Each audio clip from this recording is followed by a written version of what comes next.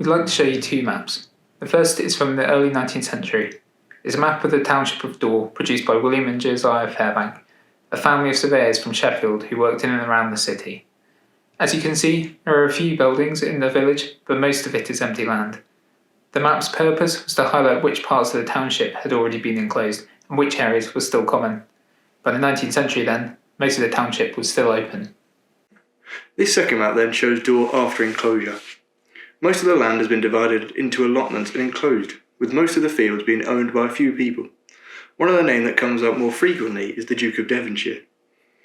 This is the story of how land which had previously been open to the people of Dore for activities like letting cattle graze became enclosed and privatised for a few landowners. It is part of a much wider history of how the land in Britain went from being open to all to enclosed for a few. Enclosures was the process of fencing off the land and removing the common rights of people. These rights included being able to let their cattle graze and also to sometimes grow crops on the land. The reason for enclosure was profit. Landowners would be able to change their farming methods without having to consult with multiple people, and they'd also be able to have tenants who they'd charge increasing rents to. This process was not without controversy. Ordinary people opposed the removal of their customary rights to the common land, now unable to let their livestock graze on the fields. The 1607 Midlands Revolt showed the extent of the anger people felt about these changes. So then by the mid-18th century, the most common way to enclose land was through a Pacific Act of Parliament, and this was responsible for just over 20% of England being enclosed. Landowners from a certain area would petition Parliament to pass an act that had covered their locality. The landowners did not have to convince most people in their village, rather they just had to ensure they owned most of the land. This meant that a few people who owned the majority of the area could enclose their fields against the wishes of the majority of people. This is what happened in Dore. So then, as the first map showed, some of the township was already enclosed. These were arable fields and meadows which had been divided up in an agreement in the 17th and 18th century. By the 19th century, it was fields and moors to the northwest of Dore which had to be enclosed, where Burbage Moor stands today. The authority to enclose the common land in Dore was granted by an Act of Parliament in 1809 and was awarded in 1822. The commissioners named to carry out the process were James Dowland of Cuckney in Nottinghamshire and John Nuttall of Matlock in Derbyshire. One of the principal beneficiaries of this would be the Duke of Devonshire and his descendants, who had acquired the manor of Dore in 1742. They were already entitled to the tithes on corn, hay, grain and other crops in the area of the manor, but enclosing the fields could generate more income. The Act passed during the 5th Duke's lifetime, but continued during the 6th.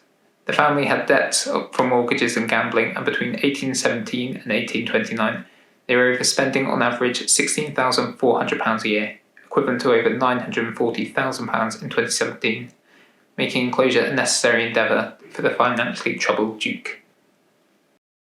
Some other landowners mentioned in the Act who might benefit from enclosure included Sir William Chambers Bagshaw, John Irwin, Henry Hancock and Joshua Dungworth, all having more humble plots of land than those seen by the Duke of Devonshire.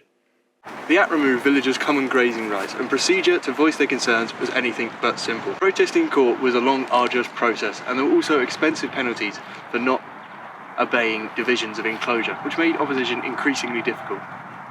The 1841 census shows how many people in Dore were involved in agriculture, and with a high proportion, you can almost imagine how much enclosure must have changed their lives dramatically. It was not all loss. There were benefits for the villagers of Dore. As part of the process, roads were built which made them more connected to the growing city of Sheffield. These roads brought with them opportunities for employment and trade. Here, where Causeway Head Road meets Cross Lane, was part of the network that was built.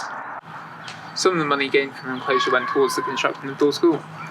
Nowadays it's part of the Dore Village Society's offices, but in the 19th century it increased access to education for children in the village. This does not negate the fact that villagers had little say over how they wanted these changes to occur. Enclosure did bring some benefits like the road and the school, but it also radically changed the village. The community had little control over how this happened. Parliamentary enclosure not only benefited landowners who wanted to have tenant farmers, the Act also benefited those who sought to use their lands for hunting. To the west of Dore and Burbage Moor, this was mainly grouse shooting. So to keep the land suitable for grouse, gamekeepers like William Blake of Dore had to intervene. This mainly involved the method of scorching, which promoted the germination of heather seed, which was a favourite for grouse. Since the 18th century, hen harriers and buzzards had been shot by gamekeepers to regulate the population of grouse. So the Duke of Rutland then would have owned this moor, and he would have employed gamekeepers to allow for a hassle-free shooting experience. In 1927, he did raise the possibility of opening Burbage Moor to the public, but for only a limited number of people, and in a way that wouldn't threaten his grouse shooting. However, this was out of his hands. After the First World War, the Duke's financial difficulty forced him to sell off much of his estates. One of the main buyers being the Sheffield Corporation. They bought it with the intention of increasing the water supply for the growing city.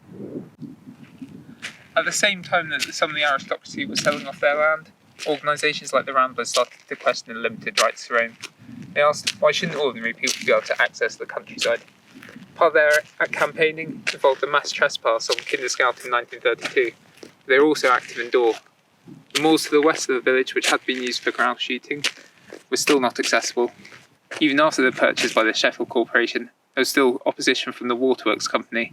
It took another 17 years until access would be provided with footpaths. In 1944, the general manager of the Waterworks Company confirmed that after the war finished, access would be provided. But today, Dore looks very different. As Sheffield grew, so did Dore. Away from the bustling industry of Sheffield, but close enough to commute for those who live here. Much of the area that was enclosed before the Act, that was farmland, has now become houses for the increased population of the area. The moors to the west of Dore have instead remained green, and opening up the moors to the benefit of the public perhaps represents a return to prior practices. The moors, which had common rights of grazing, were enclosed for the benefit of landowners and grouse shooters, keeping the public off the land. Nowadays, after campaigns by multiple groups and individuals, more of us can enjoy the lands we live in. It perhaps signifies that people can have more of a say over how their community looks, but these issues do prevail to the present day.